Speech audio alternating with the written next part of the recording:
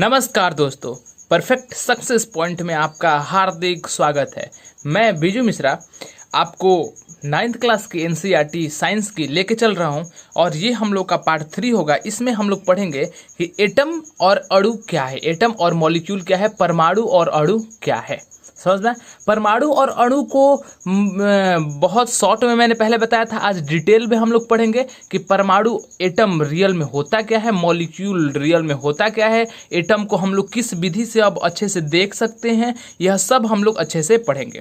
ठीक है, इसके लिए आप लोग को निरंतर पढ़ाई की आवश्यकता है। आप लोग कभी भी ये मन में ना लाए कि भाई मन नहीं लगता, पढ़ाई टफ है, ये सब कुछ भी नहीं लाना है। समझना है, आप लोग को अच्छे से पढ़ते जाना है।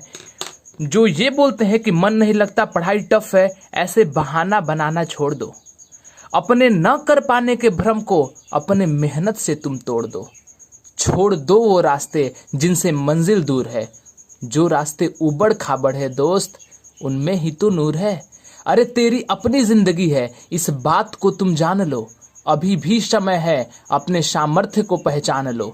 चल उठ खड़ा हो, मेहनत का ना कोई विकल्प है। जिंदगानी हो या समय दोस्त, दोनों ही बहुत अल्प है।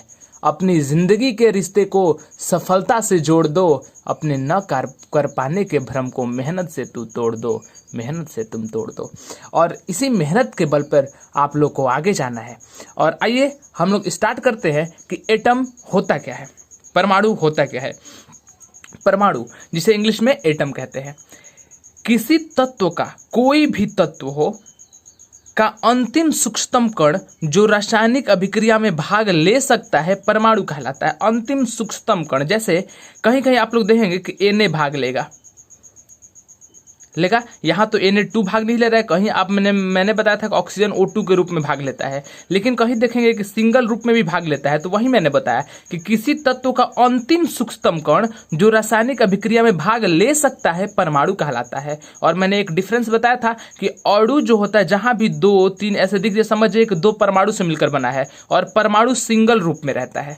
जैसे Na एक परमाणु है, ऑक्सीजन का एक परमाणु मतलब केवल O लिखा जाएगा, नाइट्रोजन के N परमाणु मतलब एक परमाणु मतलब केवल N लिखा जाएगा, और नाइट्रोजन मुक्त रूप में N2 के रूप में रहता है। आप लोग को अच्छे से पता चलेगा। अब परमाणु का जो व्यास होता है, डायमीटर जो होता है, 10⁻⁻15 मीटर होता है। समझना, यानी कि 10⁻⁻15 मीटर जैसा उसका आकार होता है। सोच लीजिए, 10⁻15 मीटर मतलब 1/10⁻15, और 10⁻15 में 10⁻15 जीरो लगा दीजिए 10 पे, और 1 में 10 पर जब 15 जीरो लग जाएगा तब भाग दीजिए, देखिए कितना छोटा हो जाएगा। यानी कि परमाणु उतना छोटा होता है। विशेषता क्या है परमाणु की, एटम की विशेषता क्या है भाई, कि किसी भी तत्व के सभी परमाणु सदृश, सदृश मतलब एक समान होते हैं। सदृश मतलब एक समान होते हैं। किसी भी तत्व के सभी परमाणु एक समान। जैसे यहां पे मैंने ले लिया है, अगर यहां पे मान लीजिए मैंने सोडियम ले लिया है, तो सोडियम के जितने भी परमाणु होंगे, छोटा छोटा छोटा छोटा बहुत परमाणु होगा सोडियम में। तो ये सोडियम तत्व है, मान लीजिए मैंने लिया है सोडियम तत्व, इसमें बहुत सारा परमाणु छोटा छोटा छोटा, जिसे हम गिन भी नहीं सकते, इतने परमाणु से मिलकर यह बना है। तो जितने भी परमाणु है, प्रत्येक परमाणु जो होता है एक समान होता है, प्रत्येक परमाणु एक समान होता है। और किंतु अन्य तत्व के परमाणु से भिन्न होता है। अब सोडियम यह है, लेकिन यहाँ क्लोरीन अगर दे दिया जाए तो इसके परमाणु से यह अलग होगा, यानी कि अन्य तत्व के परमाणु से यह अलग होगा। लेकिन किसी तत्व के, कोई तत्व का, एक ही तत्व के सभी परमाणु समान होते हैं, लेकिन अन्य तत्व के परमाणु से यह भिन्न होते हैं। मैंने यही बताया।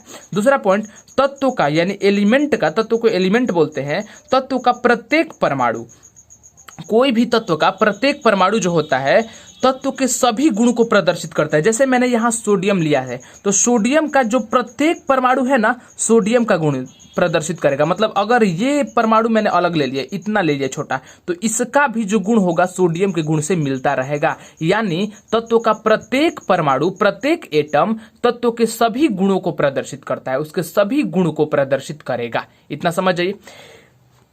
परमाणु का व्यास मैंने बताया 10⁻15 मीटर, यानी यह इतना छोटा होता है कि हजारों परमाणु को के समूह को भी नहीं देखा जा सकता। मतलब अगर ऐसा मैं हजारों परमाणु एक सामने इकट्ठा कर दूं तो आप उसे देख नहीं पाएंगे। यानी सोच लीजिए परमाणु कितना छोटा होगा। जब आप 1000 परमाणु एक साथ नहीं देख पाएंगे तो एक परमाणु कहां से देख पाएंगे।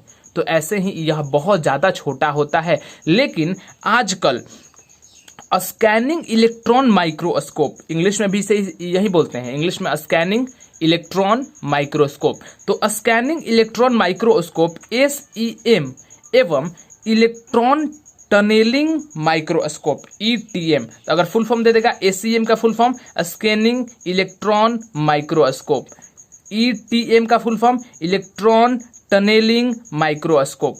तो SEM और ETM यानी स्कैनिंग इलेक्ट्रॉन माइक्रोस्कोप और इलेक्ट्रॉन टनेलिंग माइक्रोस्कोप का आविष्कार हो जाने से परमाणु की संरचना, मतलब एटम का जो संरचना है, एटम कैसे बना है और उनके गुण का अध्ययन किया जा सकता है कि एटम की संरचना कैसे है, एटम दिखता कैसे है और एटम का गुण क्या है, इसका अध्ययन अब किया जा सकता है। यह सब मशीन, इसका आविष्कार हो चुका है और इस सब से हम लोग देख सकते हैं। अब आपके मन में आएगा कि भाई यह होता क्या है, यह कैसे काम करता है, तो यह आपको आगे के क्लास में पढ़ना है। लेकिन अगर मैं इसको डिटेल से अभी बताऊं तो कुछ बच्चे को तो बहुत खुशी होगी, लेकिन कुछ बच्चे जो 9th के हैं उनको टफ लगेगा, समझ में। यानी कि मैं क्या करूंगा कि थोड़ा सा बता दूं, अगर बच्चे पूछेंगे मेरे से कि आप बताइए SEM ETM का अलग से वीडियो बना दीजिए, यह किस मॉडल पे काम करता है, कैसे काम करता है, तो मैं अलग से वीडियो बना के आप लोग को बता दूंगा, समझना।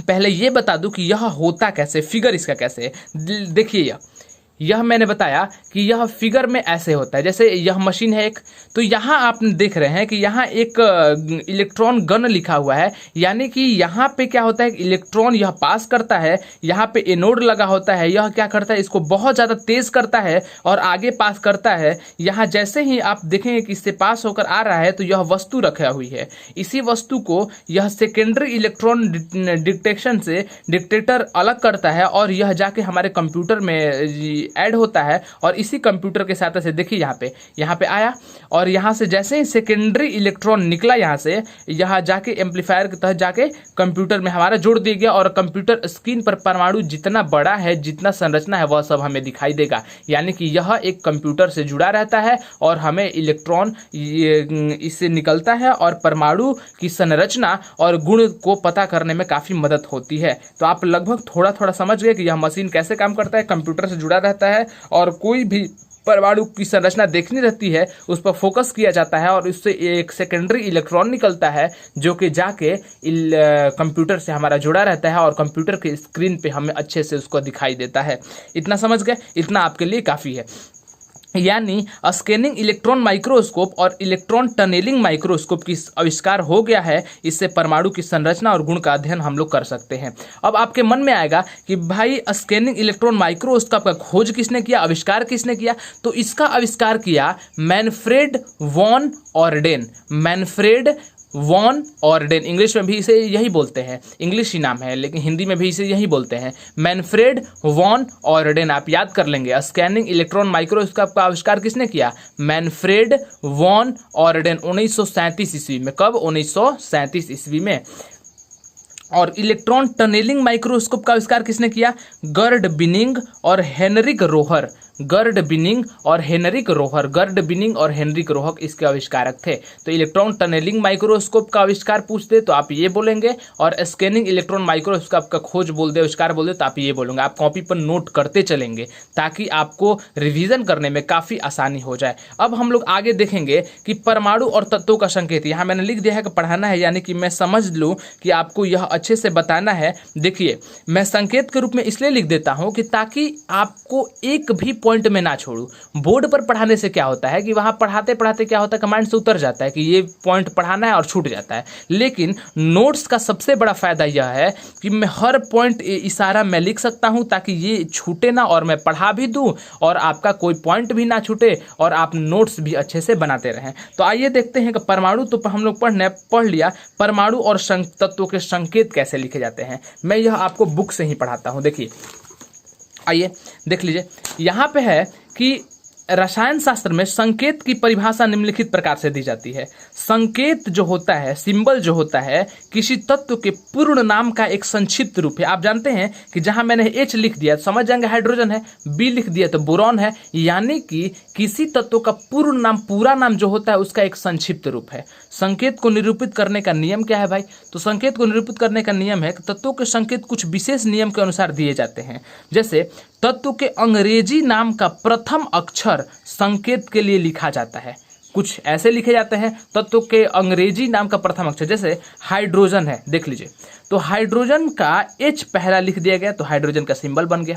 बोरॉन है तो बोरॉन का B लिख दिया गया तो बोरॉन बन गया। ऑक्सीजन है तो ऑक्सीजन O से स्टार्ट होता है, इंग्लिश देख लीजिए तो इसका O लिख दिया गया। नाइट्रोजन का इंग्लिश में से N ले लिया गया, कार्बन के इंग्लिश में से C ले लिया गया, प्रथम अक्षर लिया जा रहा है, सल्फर में से S ले लिया गया, फास्फोरस से P ले लिया गया, फ्लोरीन से F ले लिया गया। मतलब अगर कोई पूछ दे नाइट्रोजन का संकेत क्या है तो N बताएंगे, सल्फर का S बताएंगे, जिसका भी संकेत पूछे उसके सामने वाला आप बताएंगे। समझ में आ गया? तो कुछ तो ऐसे लिखे जाते हैं, लेकिन क्या सभी ऐसे लिखे जाते हैं? नहीं, कुछ ऐसे लिखे जाते हैं किसका दो नाम लिखा जाता है। आप देखिए, जब दो या अधिक तत्वों के नाम के प्रथम अक्षर एक ही हो, ऐसा भी तो होगा ना कि बोरॉन है तो B से कोई और स्टार्ट होता होगा, ऐसा भी तो होगा। तो जब दो तत्वों के नाम के प्रथम अक्षर एक ही हो तो ऐसी स्थिति में तत्व के नाम का प्रथम अक्षर और उसके बाद आने वाला कोई अन्य प्रधान अक्षर एक साथ मिलाकर लिख देते हैं। जैसे कहने का मतलब है कि तत्व का प्रथम अक्षर और उसके बाद आने वाला को भी लिख देते हैं। जैसे एग्जाम्पल में आप देखेंगे तो अच्छे समझ पाएंगे कि बेरियम जैसे है तो देखिए B से स्टार्ट है, तो यह तो बोरान मैंने लिख दिया था B से, तो बेरियम को अब BA लिख दिया मैंने। कैल्शियम है तो कैल्शियम से मैंने कार्बन तो लिख दिया है C से, तो कैल्शियम के लिए Ca लिख दिया अब, कि ताकि आप अच्छे से पहचान जा सके कि Ca लिखने का मतलब कैल्शियम है। बिस्मथ है तो बिस्मथ तो B से तो बोरान भी हो गया है, तो B तो लिख नहीं सकते, यानी कि Bi लिख देते हैं अब। बोरॉन है, ब्रोमीन है तो Br लिख देते हैं। सिलिकॉन है तो Si लिखते हैं। क्रिप्टन है तो Kr लिखते हैं, क्योंकि K से पोटेशियम हो जाता है, तो आप इसको दो दो लिखना पड़ता है। तो आप समझ गए कि जब पहले से जो तत्व के नाम एक एक अक्षर से लिख दिए गए थे वो तो अब पहले रह गए, लेकिन उसके बाद जो तत्व का नाम किया गया वह देखा गया कि भाई ये पहले से तो B लिख दिया गया है, इसलिए चलिए अब दो अक्षर ले लेते हैं। तो ऐसे भी हम लोग लिखते हैं। तो क्या बस एक अक्षर और दो अक्षर से मिलकर लिखते हैं? नहीं, किसी का लैटिन नाम के अनुसार भी लिखा जाता है। जैसे सोडियम है तो सोडियम को लैटिन नाम इसका नाइट्रियम है। क्या है? नाइट्रियम है सोडियम का। इंपॉर्टेंट क्वेश्चन है, सोडियम का लैटिन नाम क्या है? नाइट्रियम। पोटेशियम का लैटिन नाम क्या है? कालियम। समझ में आ गया? तो यह जो है, तो अब देखिए यहाँ पे सोडियम का नाइट्रियम है तो नाइट्रियम के लिए Na लिख दिया गया, और पोटेशियम का कैलियम है तो K लिख दिया गया। कॉपर का क्यूप्रम है तो Cu लिख दिया गया क्यूप्रम के लिए। आयरन का फेरम है तो Fe। कोई पूछेगा कि बताइए Fe से आयरन को क्यों डिनोट करते हैं, लोहा को Fe संकेत क्यों दिया जाता है? क्योंकि इसका लैटिन नाम जो होता है फेरम होता है। गोल्ड का लैटिन नाम ऑरम होता है Au। सिल्वर का लैटिन नाम अर्जेंटम होता है, अर्जेंटम Ag। मरकरी का लैटिन नाम जो होता है हाइड्रारजाइरम होता है, हाइड्रारजाइरम होता है Hg। लेड का जो लैटिन नाम होता है प्लम्बम होता है Pb। लेड का लैटिन नाम क्या होता है? प्लम्बम, Pb होता है। यानी कि आप देखेंगे कि लैटिन नाम से भी हम लोग लिखते हैं। सोडियम का Na, पोटेशियम का K, कॉपर का Cu, आयरन का Fe, गोल्ड का Au, सिल्वर का Ag, मरकरी का Hg, लेड का Pb। आप याद कर लेंगे कि सोडियम का लैटिन नाम क्या है, पोटेशियम का क्या है, कॉपर का क्या है, आयरन का क्या है, गोल्ड का, सिल्वर का, मरकरी का, लेड का, इसका लैटिन नाम आप याद कर लेंगे। आप बहुत ज्यादा इंपॉर्टेंट है, यह क्वेश्चन आता है, आप स्क्रीनशॉट ले लीजिए और इसको याद कर लीजिए। सबसे खास बात तो यह है कि मैं पढ़ाते हुए आपको बताते चल रहा हूं कि यह बहुत इंपॉर्टेंट है, यह आप याद कर लेंगे। आपको पढ़ाई के साथ साथ 1 घंटा आधा घंटा याद करते चलना है, तभी आपको साइंस में बहुत अच्छे से पकड़ हो पाएगी। क्योंकि कुछ चीज होता है याद करना ही पड़ता है और कुछ चीज समझने वाला होता है, तो आप दोनों का तालमेल जब रखेंगे ना तब आप बहुत बेहतर तरीका से आगे बढ़ पाएंगे। इतना मैंने अच्छे से पढ़ा दिया। अब कुछ आप बताएंगे कि भाई इसका संकेत पहले भी तो कुछ दिया गया। हाँ, जब डाल्टन साहब अपना परमाणु सिद्धांत लेके आए थे, एटॉमिक थ्योरी लेके आए थे, तो उस समय उन्होंने गोल्ड को ऐसे संकेत दिया था, जी लिख दिया था और ऐसे संकेत दिया था। सिल्वर को गोल करके एस लिख दिया था, लेड के लिए गोल करके एल लिख दिया गया था। अब आपसे एग्जाम में अगर दे दे कि ये बताइए कि डाल्टन के अनुसार यह दे दिया जाए, डाल्टन के अनुसार यह किस तत्व का संकेत था, ऐसे एग्जाम में आ सकता है। मैं हर क्वेश्चन जो एग्जाम में पूछा जा सकता है भविष्य में वो क्लियर करा रहा हूँ। एग्जामिनर के माइंड को आप नहीं पढ़ सकते कि वह कैसा एग्जाम क्वेश्चन सेट करे। अगर मैं रहता तो मैं ये सब क्वेश्चन जरूर सेट करता, ताकि बच्चे जो पढ़े हैं वह आंसर दे और नहीं पढ़े हैं तो वो घर बैठे। तो लेड है। अब बताइए सीसा, तो सीसा का डाल्टन साहब यह संकेत दिए थे एल से, मरकरी का ऐसा संकेत दिए थे। तो ऐसा जहां भी संकेत आ जाए समझिए डाल्टन साहब ने उसे मरकरी कहा था। फास्फोरस का ऐसे संकेत दिए थे, ऐसे लाके ऐसे छोड़ दिए थे, तो फास्फोरस का यह होगा। सल्फर का बीच से काटे थे, सल्फर हो गया। ऑक्सीजन का बस गोल करके छोड़ दिए थे। हाइड्रोजन का बीच में एक पॉइंट ला दिए थे, हाइड्रोजन हो गया। कार्बन को लाके ऐसे रंग दिए थे और जल का दो करके एक बिंदु दे दिए थे, तो जल का हो गया। तो यह डाल्टन साहब थे। एल्केमिस्ट द्वारा संकेत, अब को उससे पहले किसी ने दिया था, सोना को एल्केमिस्ट ने ऐसे लिखा था, सिल्वर को चांद बनाया था, लेड को ऐसे लिखा था, मरकरी को ऐसे लिखा था। ध्यान से देख के याद कर लेंगे, समझ लेंगे। फास्फोरस को ऐसे लिखा था, सल्फर को ऐसे लिखा था, देख ली सल्फर नीचे प्लस है, फास्फोरस ऊपर प्लस है। आयरन को ऐसे लिखा था, टीन को ऐसे लिखा था। जल और अग्नि को भी सबसे पहले तत्व मानते थे ये लोग। ये आप समझ जाइए कि जल और अग्नि को भी ये लोग तत्व मानते थे। अब आइए हम लोग आगे देखते हैं कि डाल्टन साहब का मैंने बता दिया, उससे पहले जिन्होंने बताया था वो बता दिया। अब आप अच्छे से समझ गए होंगे कि कैसे डाल्टन साहब पहले संकेत क्या दिए थे और अब संकेत क्या दिया गया है। समझ में आ गया। जैसे अब लेड को क्या कहा गया है, पीबी कहा गया है, लेकिन पहले लेड को ये कहा जाता था। समझ गए आप अच्छे से। आइए आगे हम लोग देखते हैं, इतना आप अच्छे से समझ गए। अब आगे देखते हैं अणु क्या है। भाई अणु तो कुछ होता होगा, तो अणु जब हम लोग देखेंगे तो देखेंगे कि अणु जो है यानी कि मॉलिक्यूल, पदार्थ का सूक्ष्मतम कण, जो छोटा कण है, जो मुक्त अवस्था में रह सकता है, अणु कहलाता है। यह दो या अधिक परमाणुओं के संयोग से बनता है। समझ जाइए, अणु जो होता है दो या अधिक परमाणु के संयोग से। जैसे मैंने बताया था O2, तो O2 कैसे बना है, O प्लस O से दो परमाणु से मिलकर अणु बना है। यही तो बोल रहा है कि दो या अधिक परमाणु के संयोग से बनता है। और पदार्थ का सूक्ष्मतम कण वह है जो मुक्त अवस्था में रह सकता है। ऑक्सीजन इसी अवस्था में मुक्त रहता है, यह अवस्था में नहीं रहता है। अब अगर अभिक्रिया में बोला जाए कि ऑक्सीजन लाना है तो आप O2 ही हरदम लिखेंगे, क्योंकि यही मुक्त अवस्था में रहता है। ऐसे ही नाइट्रोजन ऐसे रहता है, हाइड्रोजन ऐसे रहता है, यही सब मुक्त अवस्था में रहता है। यानी कि जो मुक्त अवस्था में रह सकता है वह अणु कहलाता है, रासायनिक अभिक्रिया में भाग ले सकता है मुक्त अवस्था में।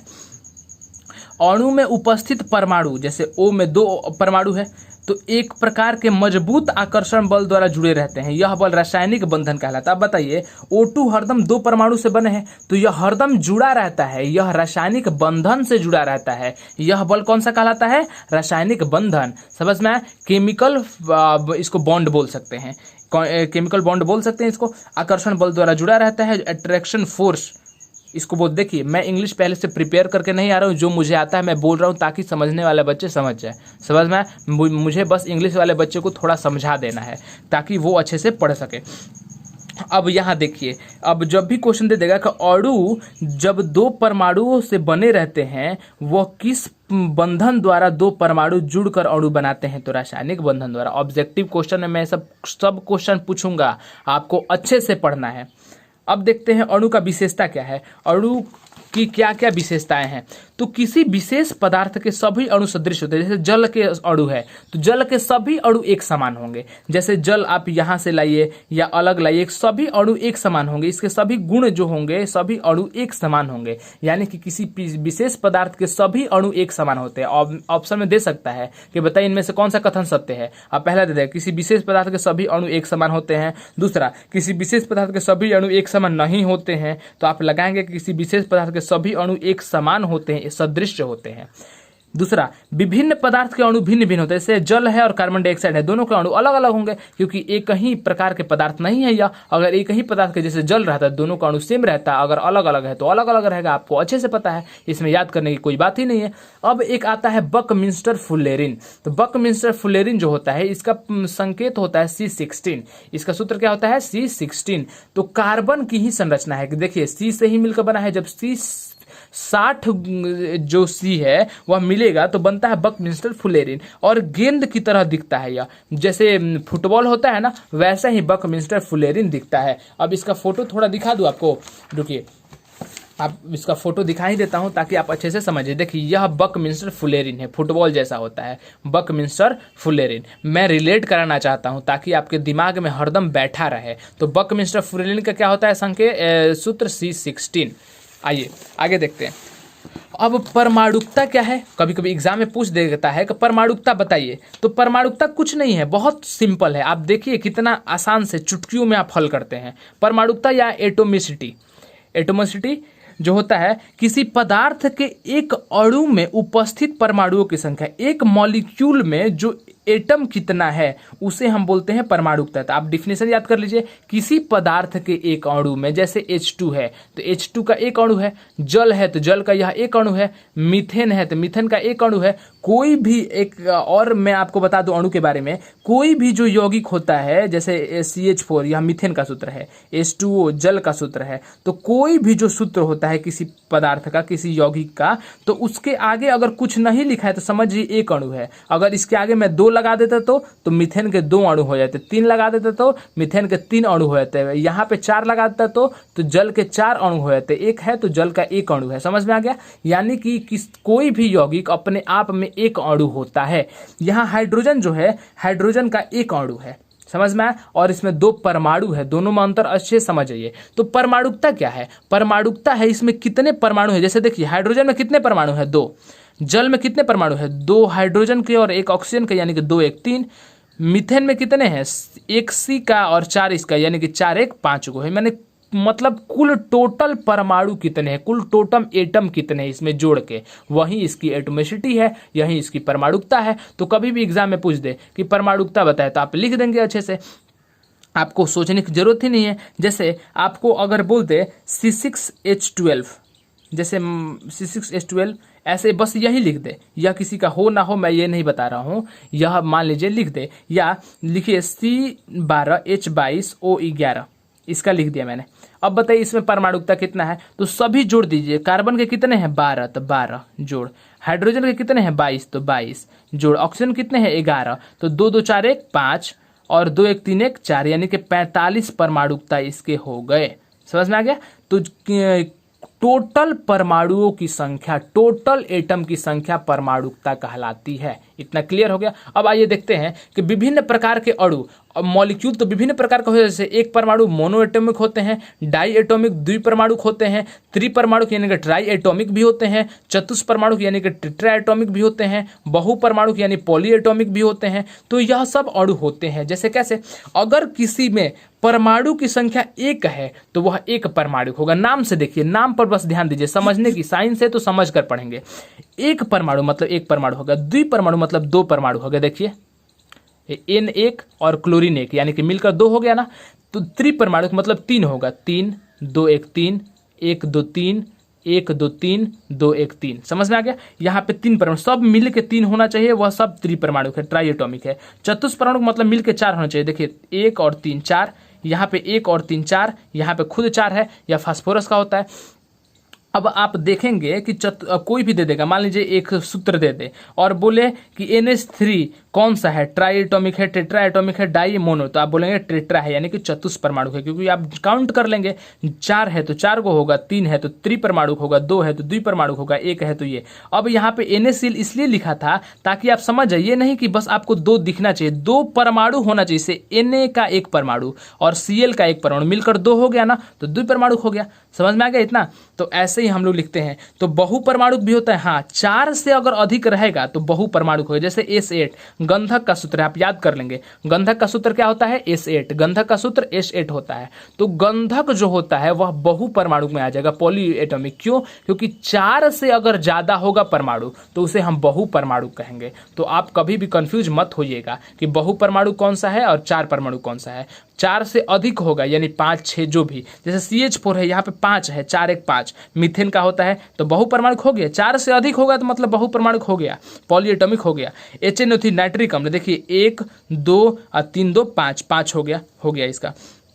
यहाँ देखिए 2, 1, 3 और 4, 7 तो 7 हो गया। यहाँ देखिए 2, 5, 2, 7, 8, यहाँ हो गया 8, 1, 9 यानी कि 9 परमाणु यहाँ पे हो गया। यानी कि आप देखेंगे कि परमाणु जितने 4 से अधिक है तो बहुपरमाणुक अणु कहलाएंगे। अब इसमें पूछ देगा परमाणुकता बताइए, तो मैंने क्या बताया था? जितने परमाणुओं की संख्या यानी कि 1, 2 और 3, 2, 5 यानी कि सब मिला के 5 परमाणुकता इसकी हो जाएगी।